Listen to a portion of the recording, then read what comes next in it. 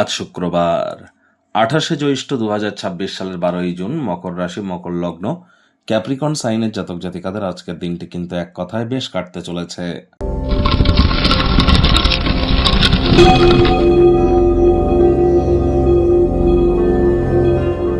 ভিডিওটির শুরুতে স্ক্রিনে আপনারা দেখতে পাচ্ছেন দেবী মহালক্ষ্মীর গায়ত্রী মন্ত্র ওম শ্রী মহালক্ষ্মী চ বিদ্মহে বিষ্ণুপত্নাই চ ধীমহি তন্ন লক্ষ্মী প্রচোদয়াৎ।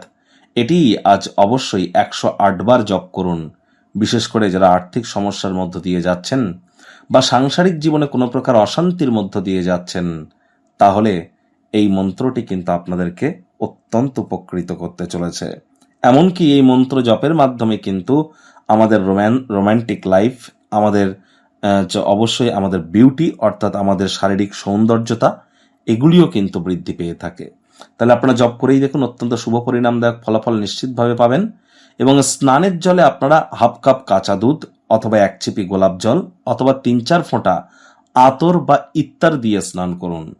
শোয়ার ঘর, বেডরুমে আপনারা কচি কলাপাতা, আকাশি নীল অথবা সাদা রঙের প্রয়োগ বেশি বেশি করুন। যাদের বাড়িতে রূপোর পাত্র আছে, রূপোর পাত্রে জল খান। চেষ্টা করুন যতটা সম্ভব স্টিল এবং ফাইবারকে অ্যাভয়েড করা যায়। স্টিলের থালা গ্লাসে জল বা রাইস, লাঞ্চ, ডিনার এসব করবেন না।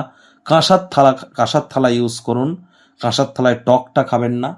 আর প্লাস্টিকের জলের বোতল এবং স্টিলের গ্লাসকেও পারলে অ্যাভয়েড করুন। তামা বা পিতলের জলের বোতল বা গ্লাসকে আপনারা ইউজ করুন।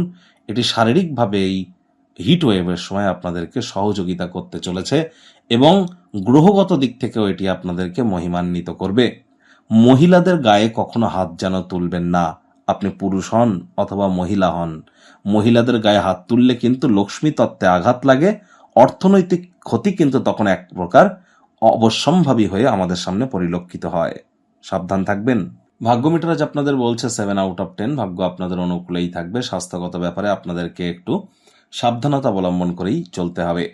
আর চারপাশের মানুষজনদের মধ্যে অত্যন্ত দাবি দেওয়া বেড়ে যাবে এবং সেই দাবি দেওয়া পূর্ণ না করতে পারলে হতাশার সম্মুখীন তো হবেনই।